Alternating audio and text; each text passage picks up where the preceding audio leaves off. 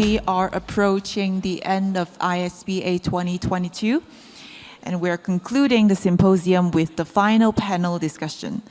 Joining us here will be two virtual speakers, Dr. Fracassi from Coinbase and gmoney, a renowned identity curator.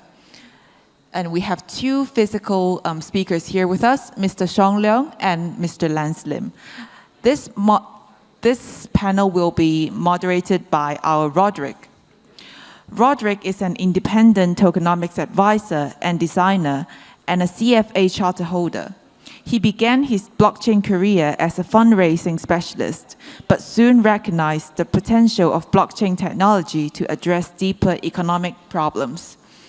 As a result, he decided to delve deeper into tokenomic design, eventually assisting Parallel Chain as a tokenomic advisor. Today, in addition to his advisory work, he also develops educational content to promote awareness, understanding, and best practice on blockchain and tokenomics for the established business community and beyond. So welcome, Roderick, over to you.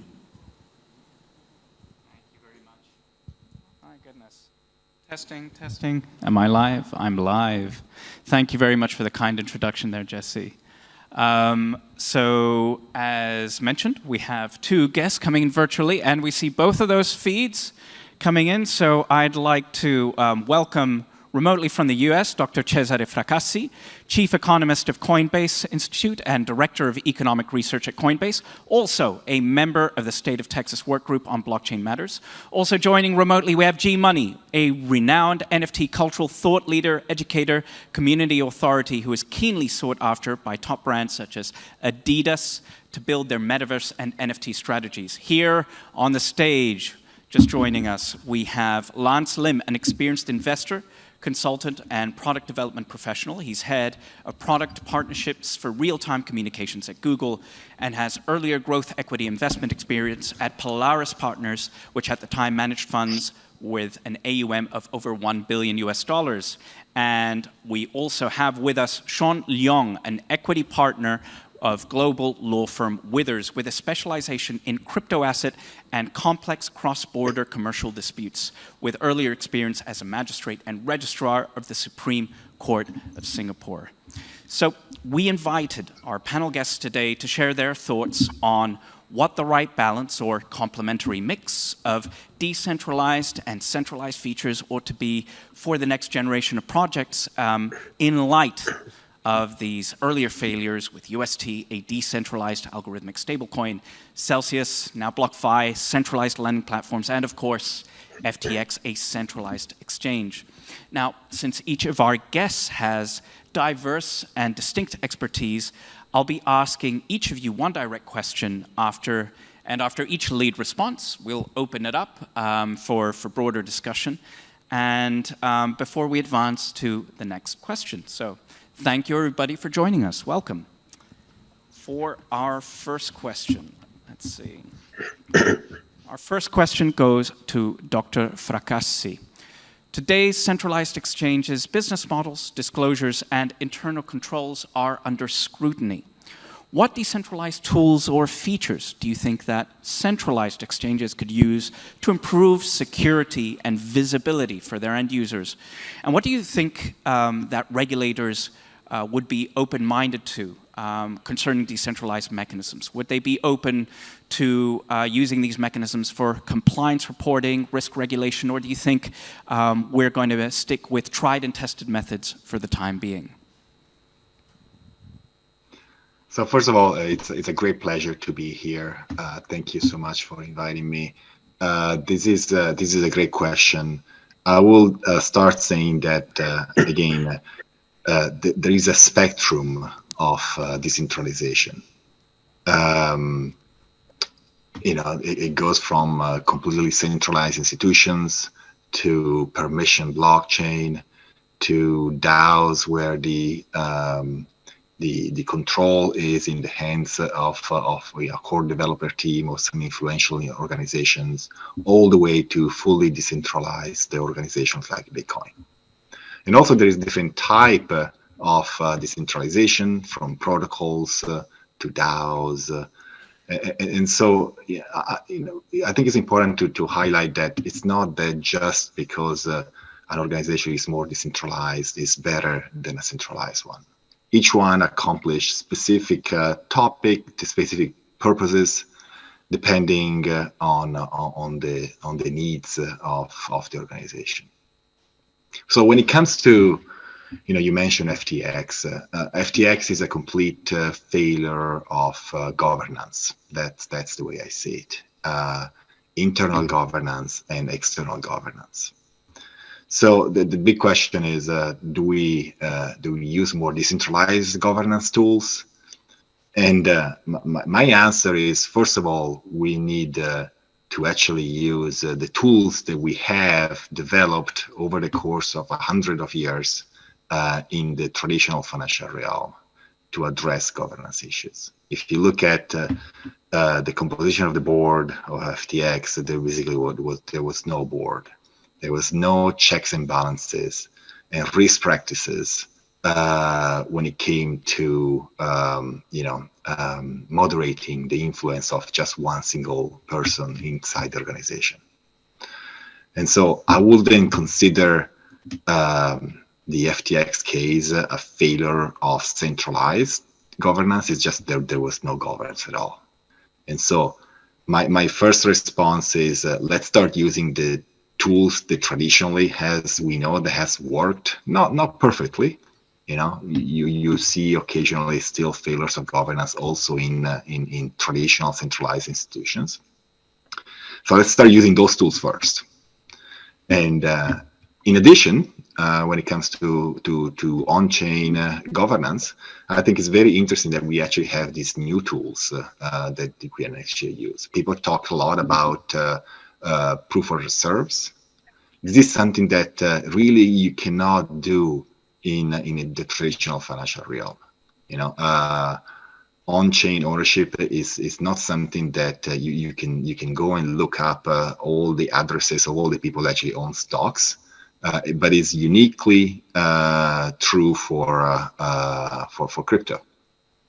And so when it comes to risk management practices for decentralized organizations and tokens and protocols, we can use those. And actually, in fact, over the last several weeks, companies have thought about, like from Binance and other centralized exchanges, to use these tools, proof of reserves and liabilities. And obviously, there are different type of way to use on-chain data.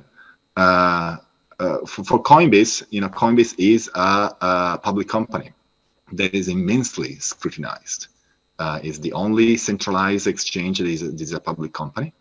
And we actually have to prove our reserves, our liabilities, and basically all our figures to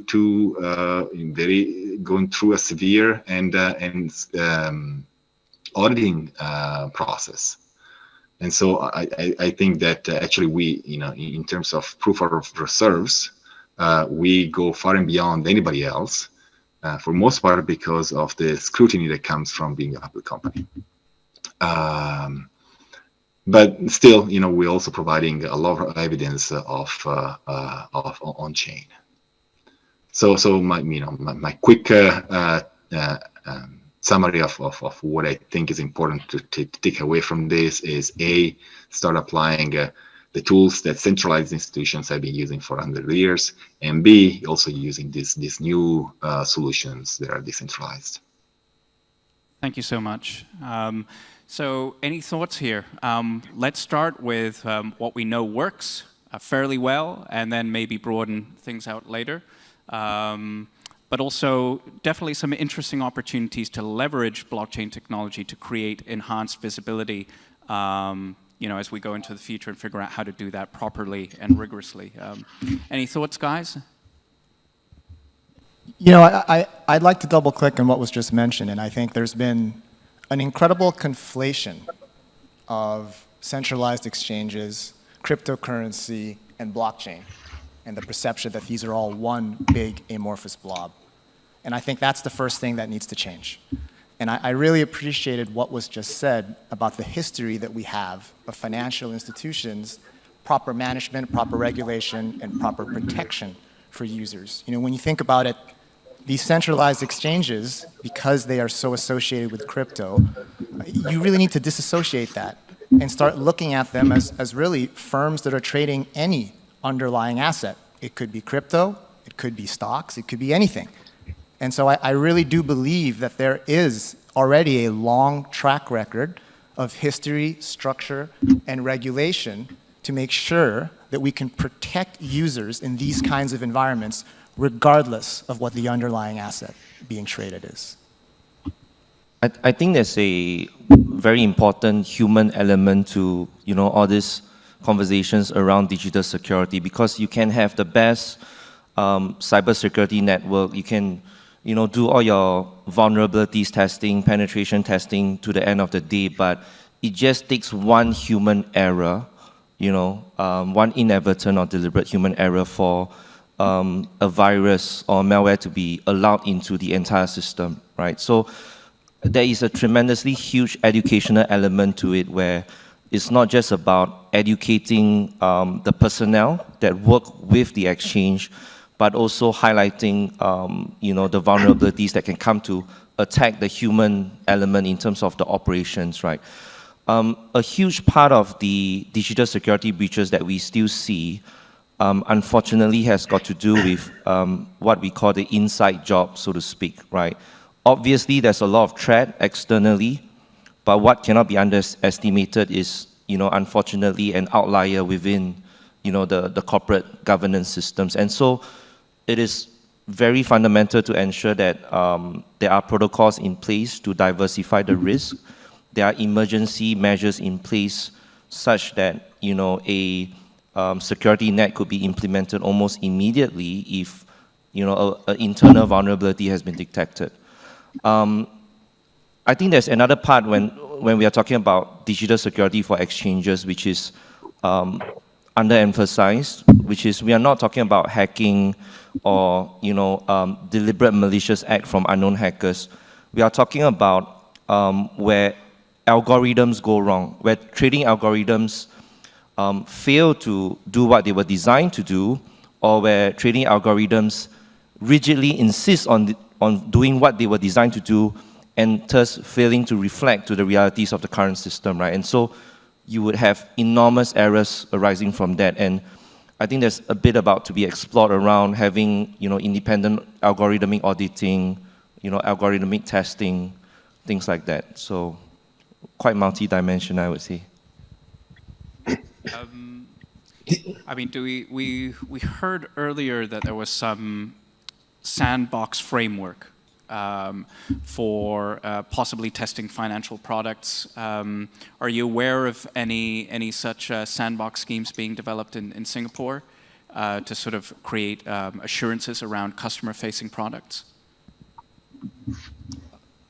Well, not any specific examples in particular, but I think Singapore as a jurisdiction, I think since around 2018, 2019, the establishment, the regulatory environment has a sandbox regime where innovators are welcome, to work closely with the regulators to understand a bit better about the business plan and the technology behind the business plan, and to try to work with the regulators in a controlled environment, to test things out. So that's nothing new in terms of, the Singapore jurisdiction. But I think in terms of what's happening out there in the market, we do see a lot of,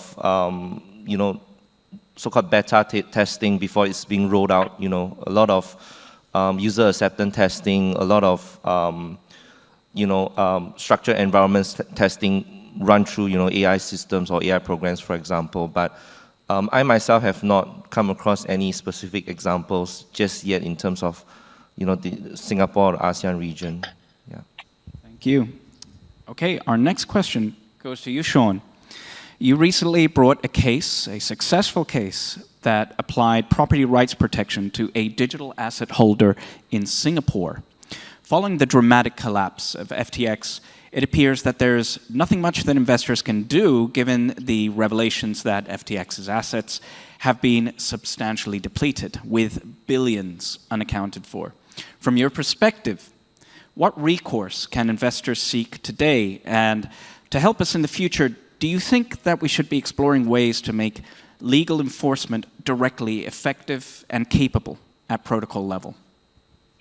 I mean, that's a great question. I think that's the question that many investors who have unfortunately been exposed to the FTX collapse are asking now. And, many are thinking, where can they turn to? I mean, the immediate option, available to a lot of investors would be to participate, in the Chapter 11 process that's being carried out in the US. And, from my personal perspective, I think there is very little strategic downside in terms of participating in the US Chapter 11's insolvency process. And you can work with your respective US counsel to try to get a voice in the relevant creditor committees to get a front seat role to understand the liquidators' decision-making process and fact-finding intelligence. But I think the reality is that the investors can't be too hopeful of getting anything at all, if any, out of that process. We all heard about the dramatic hack that happened a few hours after the bankruptcy filing, where close to approximately USD 650 million were hacked outside of FTX's wallets to unknown accounts. So that's the depletion of assets.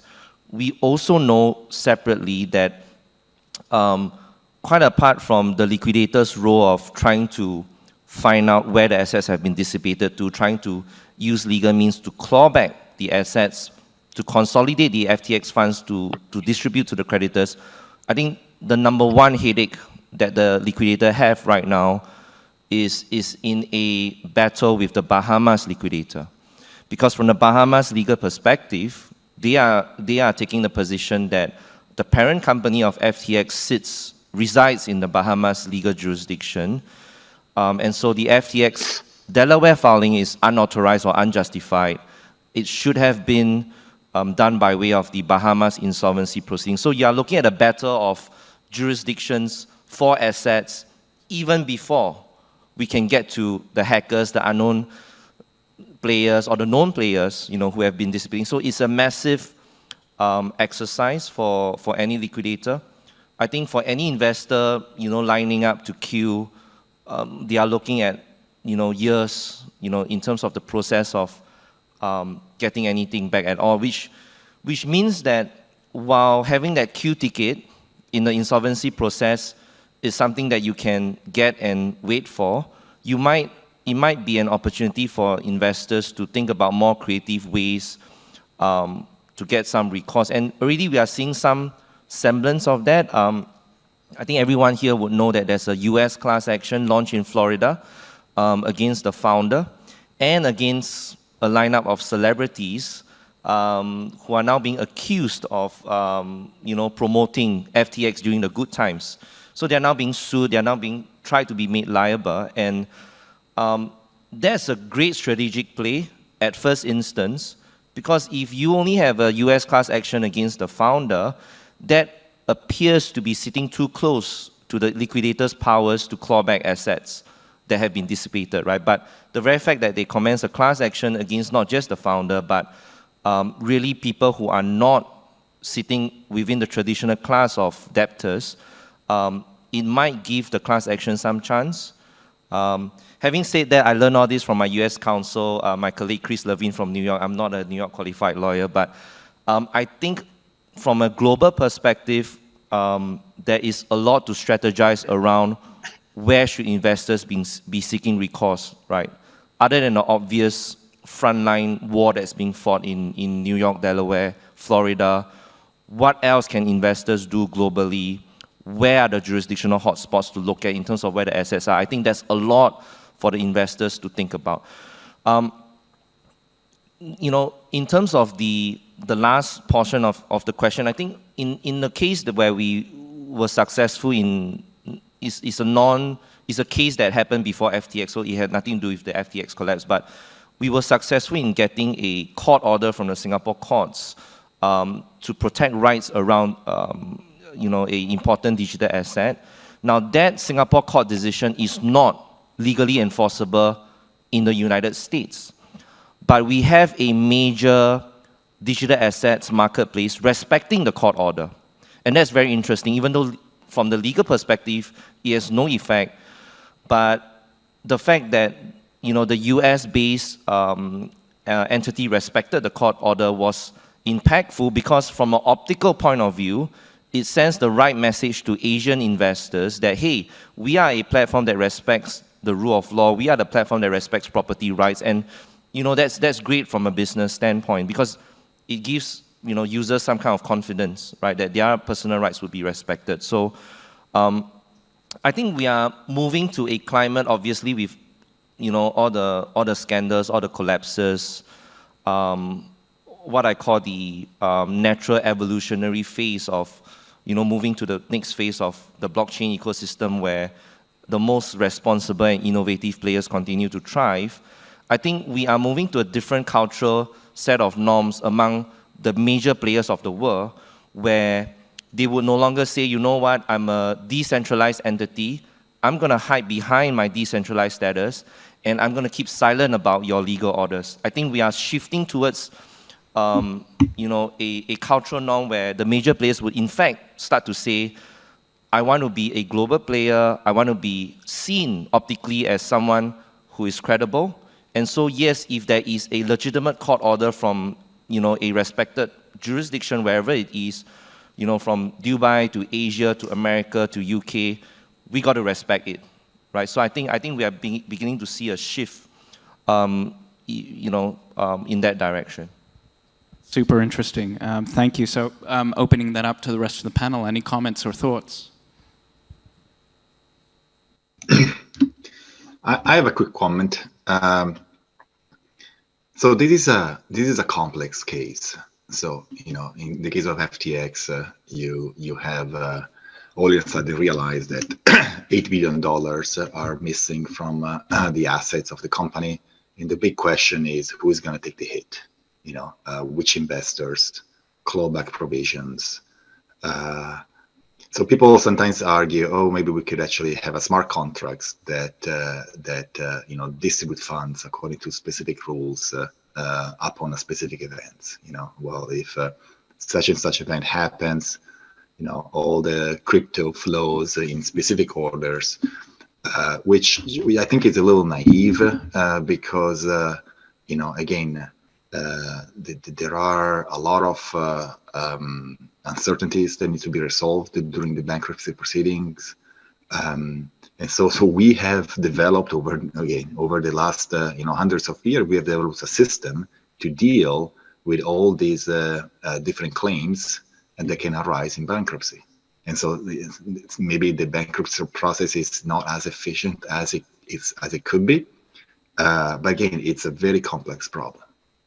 And also, if you want to implement some legal enforcement at the protocol level, now the big question is, what is the legal environment? You know, because blockchains operate at the global level, you know, beyond any kind of legislation or legal boundary. And so are we going to use the US legal environment? Are we going to use the Singapore one? Ideally, we would like to have harmonization across all the different countries in how we deal with crypto. But again, it's, you know, it's very hard to actually reach complete harmonization. And so, you know, implementing solutions at the protocol level are you know, it's very hard to actually achieve that because of all these reasons. Thank you for those thoughts, and that points to Shaun's observation of you know, voluntary compliance being a helpful aid at this point, and it's encouraging that we're beginning to see interjurisdiction compliance, as it might be called. Okay. If I might add, you know, I think these are all fantastic insights. I have a belief that it's always much harder to fix something once it's gone wrong, right? That holds for crypto, that holds for business deals, that holds for relationships. And I think one thing that we have to realize is this is not just a problem for centralized options, this also applies to DeFi, right? The advantages of smart contracts being immutable are also disadvantages. They're harder to fix bugs. Sometimes once you find out something's wrong, it's too late, the money's gone. And so I think taking a more proactive approach is really where we can have some quicker and more rapid change. You know, the automated testing, the auditing, the things that go into making sure that these contracts are error-free will help us hopefully prevent ourselves from finding ourselves in these situations. Yeah, and you know, being able to have a more subtle discussion about centralization, decentralization, immutability, things that have had sort of pretty dogmatic support, but maybe need to be examined on a more sort of nuanced and case-by-case basis. So yeah, that sounds like a really good idea, Lance. The next question is for you. So again, we're staying with FTX here. One of the talking points in the media is how the CEO charmed all of these high-profile and reputable VCs into backing them and investing in them. Given your own experience in investment, early-stage investment, do you have any thoughts about how these events change the selection and monitoring of companies, blockchain companies specifically, in VC portfolios? Again, bringing it into this centralized, decentralized theme. Do you think that has any bearing on these sorts of evaluations, or is it just going to have to be a really case-by-case evaluation? Yeah, there's FTX. We certainly have no shortage of sensational stories to talk about over the past year. And I think one of the things that the crypto industry has really fallen into is this habit of building up founders into these heroes that they lionize, which is in some ways somewhat contradictory to the utopian ideal of decentralization. But what ended up happening was every investor got caught up in this wave of red-hot, rapid rounds of investing and funding. Niche firms, established VC giants, corporate investors, even celebrities, as you had mentioned. And I do think we will obviously see a change in behavior as a response to all of these negative events that have happened. Now, how does this affect venture funding? I look at that across a couple of dimensions. I think one, in the short term, yes, absolutely, you're going to see a slowdown in investment. You're going to see venture capitalists now being more cautious and selective in what they do, both with existing and new businesses. I think that when it comes to a venture capital and how they look at investment opportunities, you are going to see many of them now start to take a much more proactive, hands-on approach with their portfolio companies. Why? Because they're going to want to see what's really there. Are there other pitfalls that we have yet to discover? Let's go figure that out. I also think venture capitalists are going to have to change and shift the way they actually deploy their capital.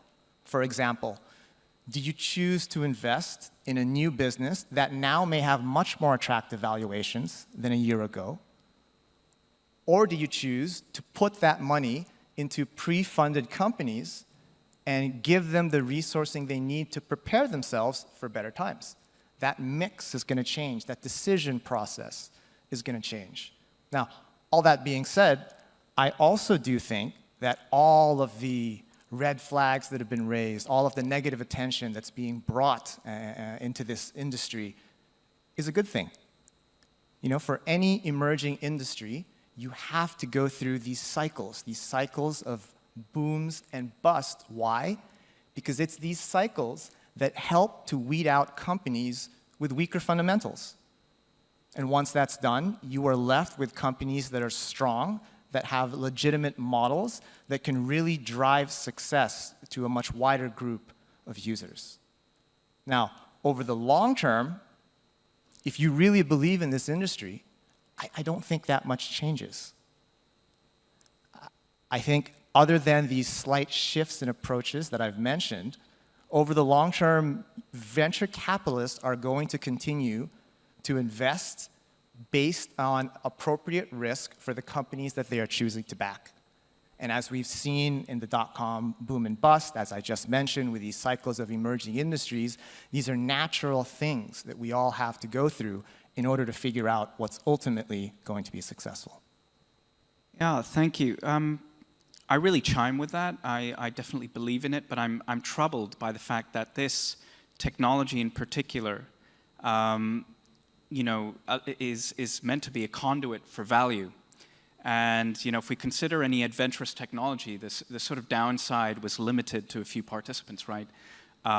If we're building new transportation technologies, it would be those brave, adventurous pioneers who dared to face the risk of maybe losing their lives. In the dot-com crash, I don't know, I was too young, but I don't think the equity market was as broadly accessible as the blockchain space is. Here, the downside, when something fails, it isn't just a company that's gone under. People lose value, and I don't know. I wonder if you have a reply or any thoughts about how maybe we proceed differently this time, given that people's value, consumer value, is directly on the line as we try and learn and get better. Yeah, that's a great point. I think the reality is early stage companies go bust all the time. The difference with what's happened recently is that they were early stage companies in early stage industries, and also companies that had custody of customer funds. And that's why the impact has been felt so broadly by so many people and has been picked up and covered so aggressively by the media. But I think the underlying mechanics of having a portfolio where you are going to have several strikeouts, some singles, some doubles, and hopefully a couple of home runs, that doesn't change. Okay, thank you. I'd like to add something to that. A question, or I guess an issue that I have with those comments is that I think when you look at things and you look at, let's say, the macro overall picture, and you take a look at how interest rates have literally been trending higher over the last year, what we've seen in terms of crypto and the pullback in the space is endemic of everything we've seen across the macro space, right? So when you say that you don't think that the dot-com bubble affected, let's say, the general consumer, I mean, I would argue against that in saying that, yes, like the stock market had a massive pullback in 2000 and 2001. And I would say, relatively speaking, the pullback in crypto has been generally in line with what we've seen within tech, right? You see all the FANG stocks down significantly off their highs. And I think what we're seeing over here, specifically within crypto, is just endemic of the overall macro picture. So when you're looking at allocating capital as a VC going forward, you're obviously looking at what the discount rate is and what the risk-free rate is. And that's how you're beginning to allocate decision-making, right?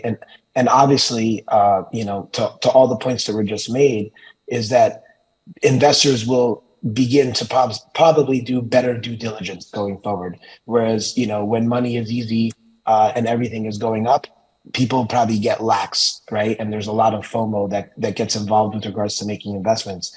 But I do think this is just normal economic business cycles. But what you're seeing with crypto specifically compared to the broader macro landscape is that there isn't necessarily the Fed put that gets involved that you see that generally supports equity valuations.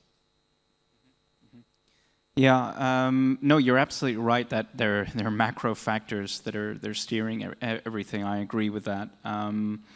But it definitely seems to be the case that there are a lot of ventures that are just no longer a going concern, and that is, if you compare that to tech indices, those companies are still going even if they've lost a lot of value.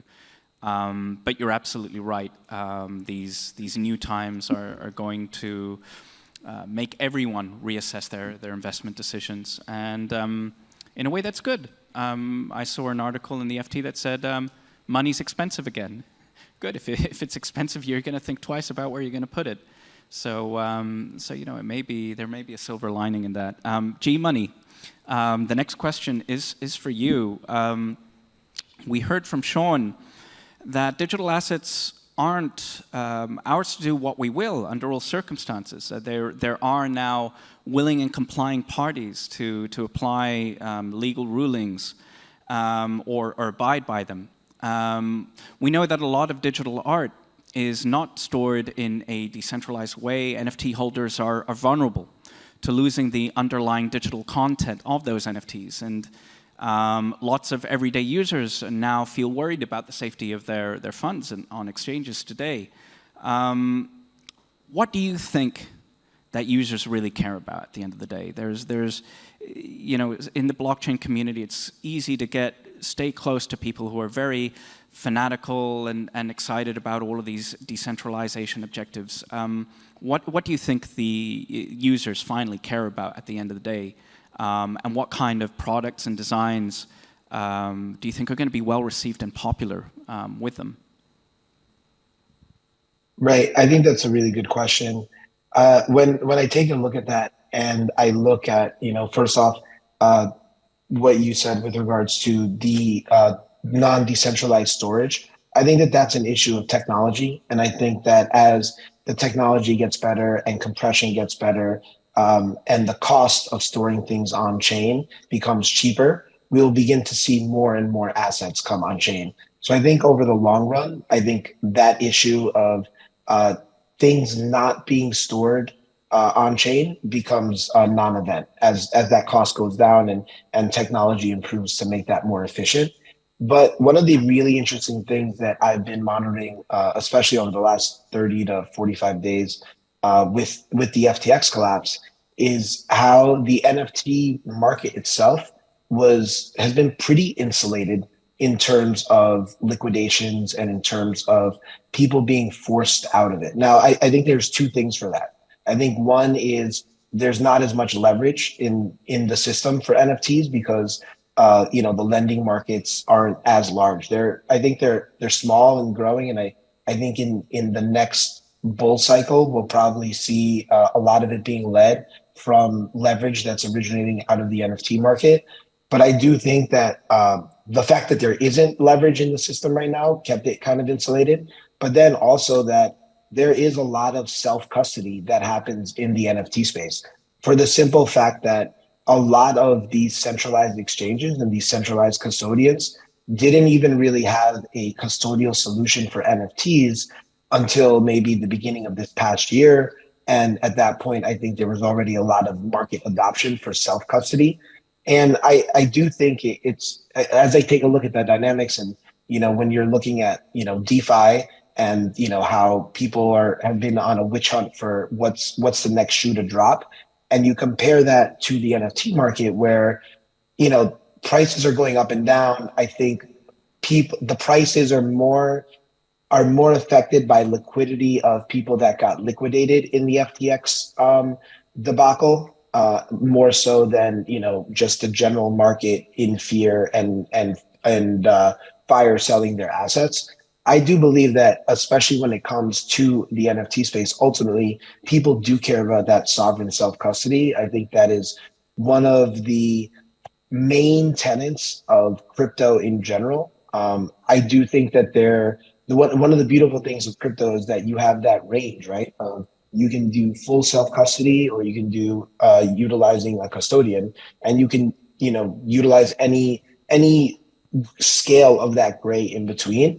So I think it really depends on each user, and I think that you're going to see a mix of some people that are 100% self-custody, some people that want the ease of access to their wallet, which obviously during good times when there's no real panic within the system is fine, but really it comes down to an issue when there is a loss of trust, mainly from centralized entities that, you know, because the system is only as strong as its weakest link.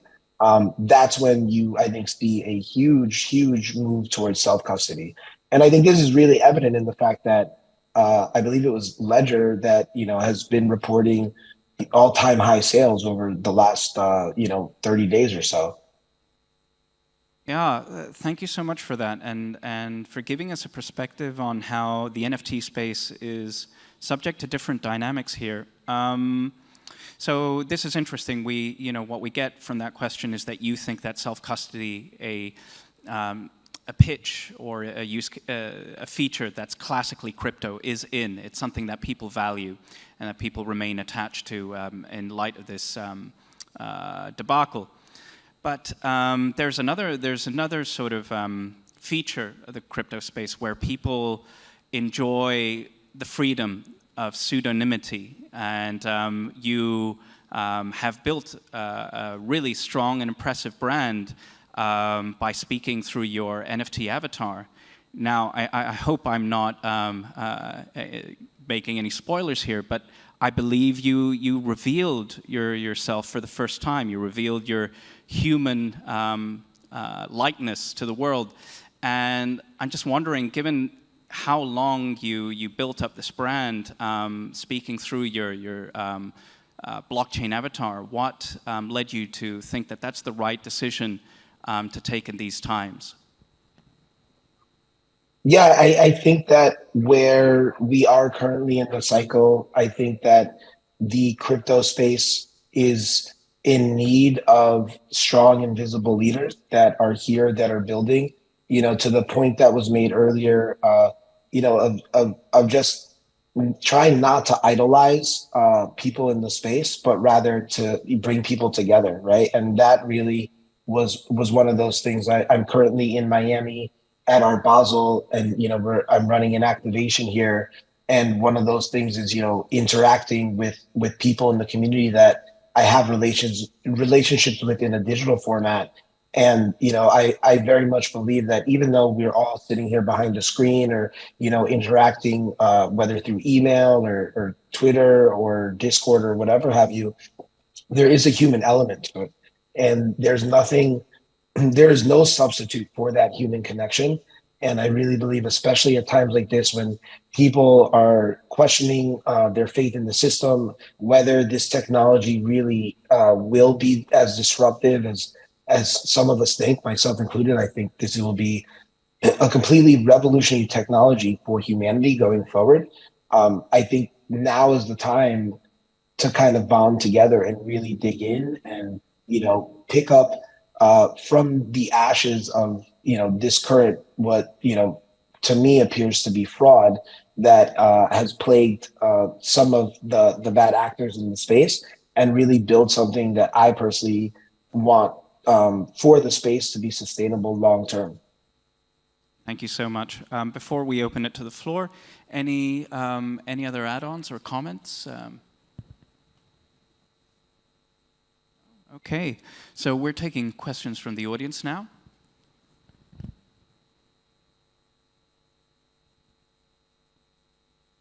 Right. Everyone is cooked. Sorry, was that a question there at the back? Yes, Alice, please.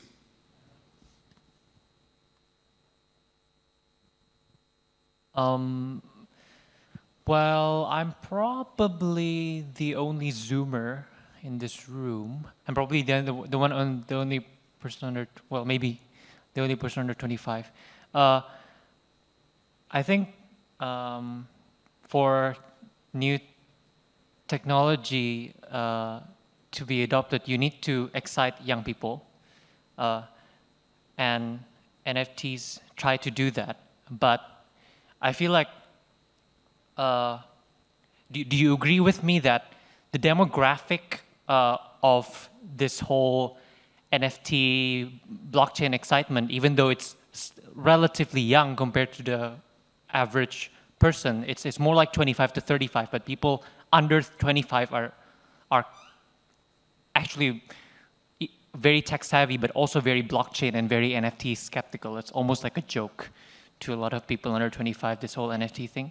And what would you say to them? That's for you, gmoney. Yeah, so I very much disagree with that. For the reason that, the way I got into the NFT space was I started playing Fortnite.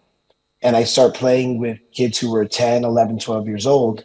And the first thing that they asked me was, what skins did you buy? And now these skins don't give you any special powers. They don't do anything in the game other than change how you look. And they would spend all their money on it, right? Or all their parents' money on it.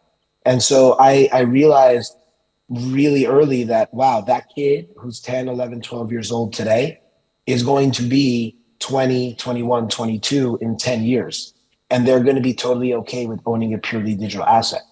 Now, in the future where we're spending more and more of our time in a digital format, you're going to want to own the assets that you spend your money on, right? So if you go out and you buy a t-shirt right now from any store, it is yours. You can give it away, you can throw it away, you can wear it, for 50 years.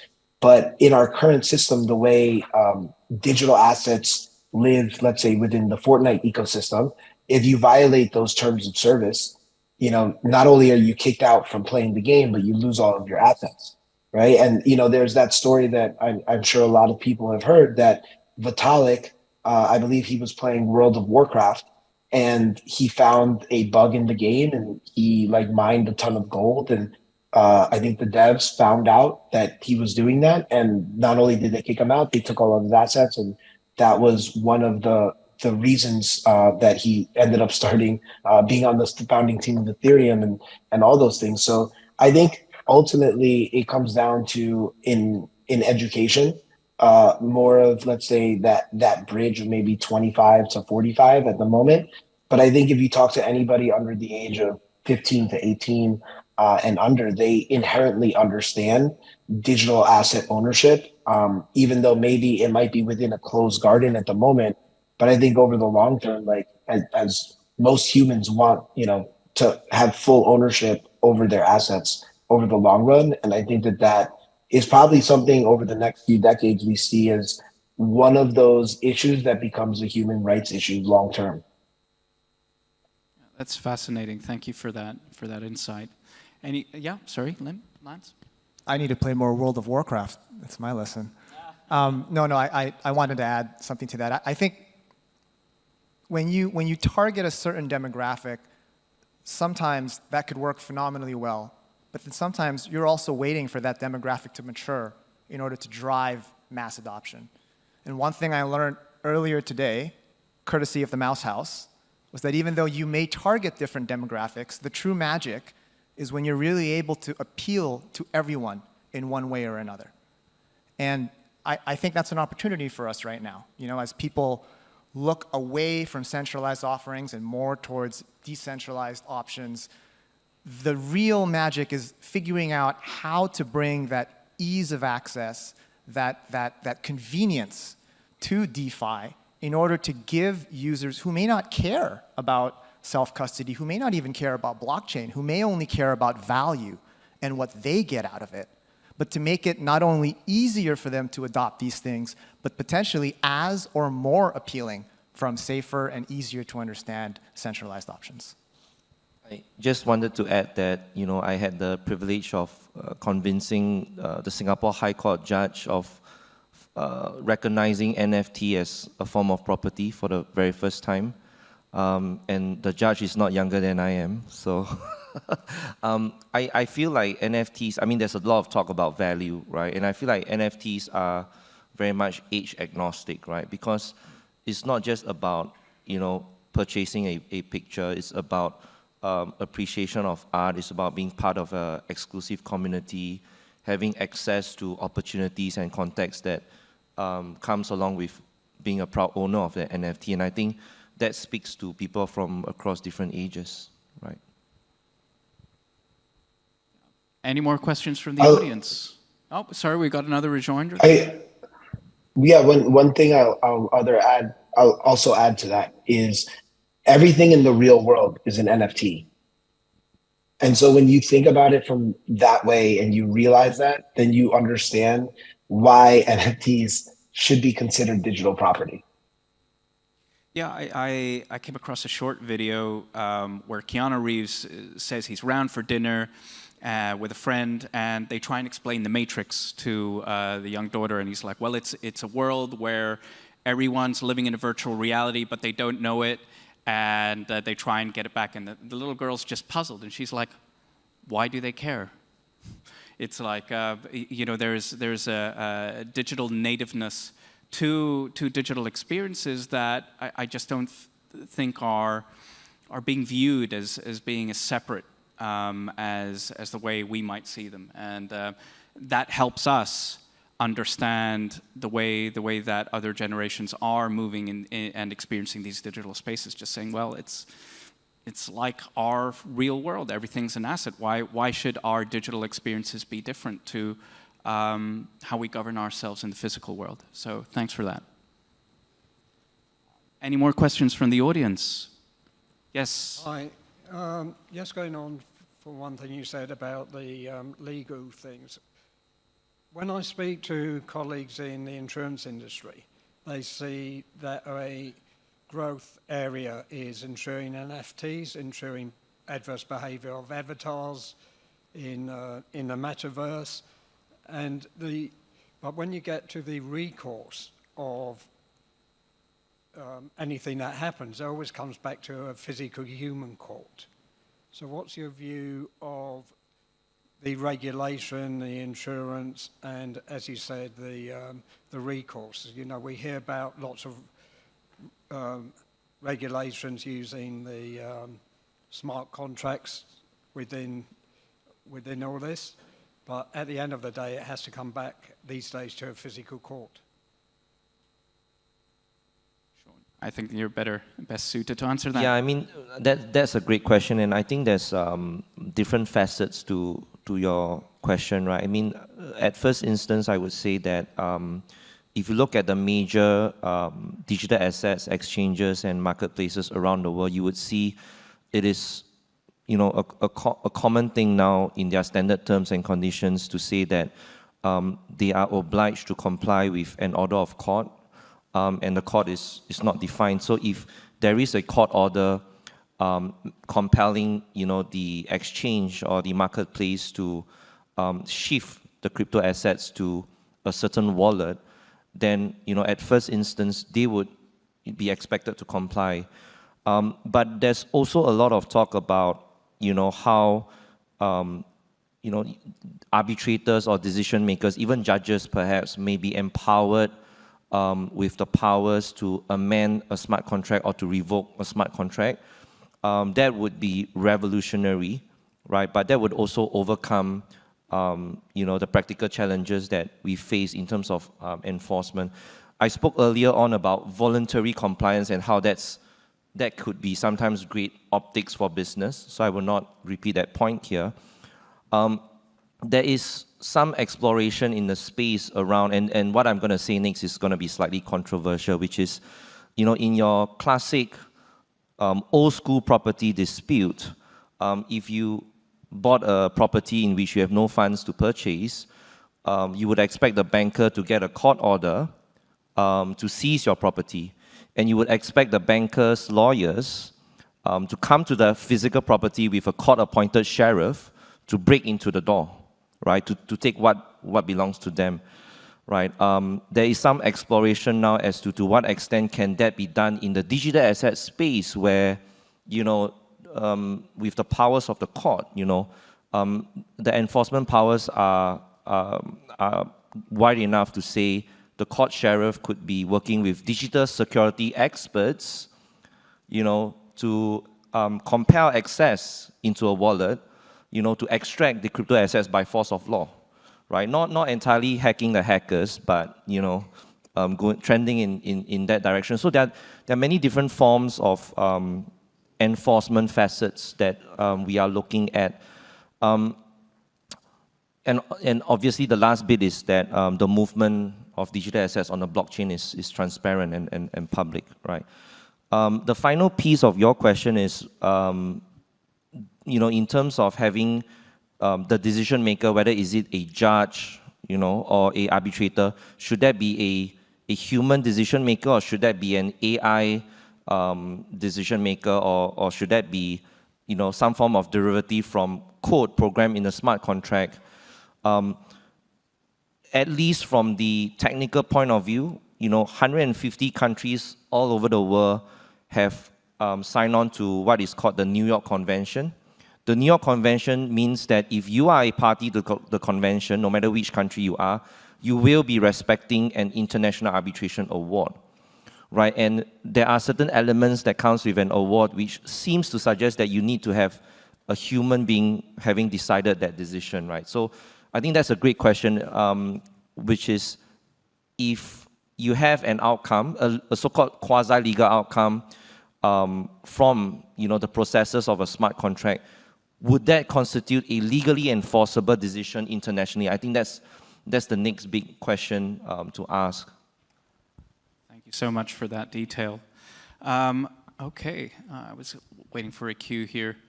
Do we have time for one more? We have one more question in the audience, please. Over to table 18.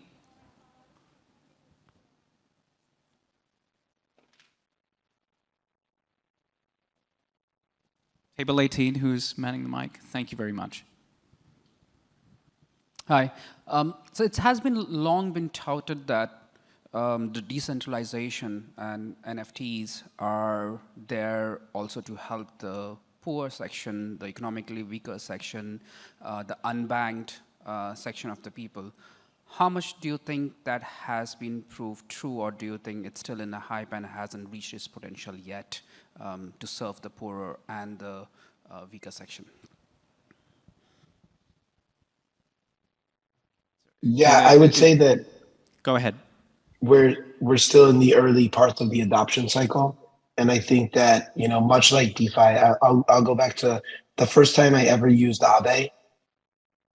And I sat there and I was like, oh my God, this is really going to change the world, right? Being able to take a collateralized loan without any KYC within 5 minutes, like to me, that was incredible.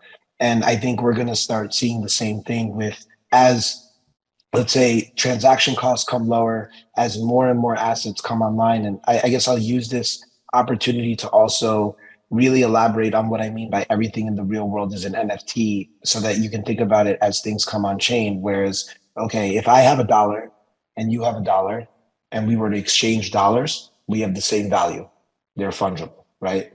Now, if I'm wearing this t-shirt and you're wearing the same exact t-shirt, they're not necessarily the same value, right? Depending on, maybe my shirt has a stain, it has a rip, it's been worn, yours could be in brand new. So technically those things are non-fungible. And now when you start bringing that into the digital world, then you're going to start seeing, yes, for sure, there will be collectibles that are part of the hype cycle. And I think, let's be honest, the only reason we're sitting here and talking about NFTs today is because of everything that happened last year. Right? If we didn't have this insane explosion in asset prices, we probably wouldn't be talking about NFTs right now. But I do think as we start going more and more mainstream, and I think we're seeing this, with the entry of major players like Nike, Adidas, Starbucks, as they start to integrate these NFTs into their platforms, we're going to start seeing, NFTs that are free, right? For instance, if you were to ever meet me in person, I would give you an NFT for free. I hand out POAPs, which are NFTs that are free. There's no cost to mint them. And I think that, when we start seeing mass adoption of these technologies, that's when prices will be coming lower. And again, I think that's a function of, one, adoption, but then two, transaction costs. But I think ultimately, in my opinion, that it is inevitable that we start seeing it spread across all classes. Let me also add a couple of thoughts here.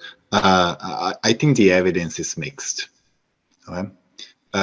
Mixed because on one hand, if you actually look at the demographics of people that actually use crypto, it's mostly highly educated, tech savvy, young people in urban environment. So on the other hand, if you actually look at one of the best use cases for crypto is in remittances. Remittances are still very, very expensive if you use traditional means. And if you use crypto and other digital payments, they're a lot cheaper. And so that directly benefits lower income people. Also, in many developing countries, there are more people owning crypto than owning stocks. And so this tells you that this new technology can be very inclusive when it comes to owning digital assets. And so if I think about a future where you have tokenized securities, then I can see how people will be able to, there's a lot of talk in economics about how not enough people invest in the stock market. And I believe that by using blockchain technology and crypto, we might be able to actually expand this pie of people that are going to, that right now are not investing, but hopefully in the future they will be investing in the stock market through crypto. Hey. Great thoughts to close on. We're at time, everybody, so I'd like to thank our guests near and far for joining us today and sharing their insights and perspectives on these fascinating issues. If you'd kindly give them a round of applause. Thank you very much.